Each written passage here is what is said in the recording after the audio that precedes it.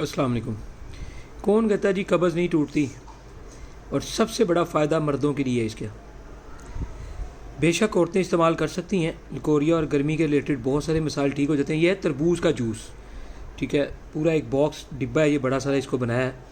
और बिल्कुल तरबूज को और बर्फ़ को आप डालें उसमें ग्राइंडर में, ठीक है, जग के अंदर इसको अच्छी तरह ग्राइंड करें जूसर मशीन के अंदर।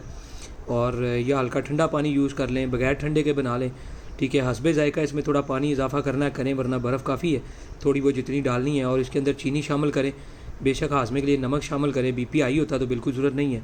100% इसको पूरी गर्मी है जितना हो सके इस्तेमाल करें। कभी ज़िंदगी में आपको अमसाक टाइमिंग का इशू नहीं आएगा इंशाल्लाह, कि वो बन नहीं रही, ठीक है जी। मर्दों औरतों के लिए यकसा मुफीद है। तरबूज बेशक रोज़ाना खाएँ या उसका जूस पिएँ, कमाल की चीज़ है। हो ही नहीं सकता इसको रोज़ाना एक इतना इतना बड़ा, ये 3-3 गिलास के बराबर कोई बंदा पिए तो उसको कब्ज़ हो जाए।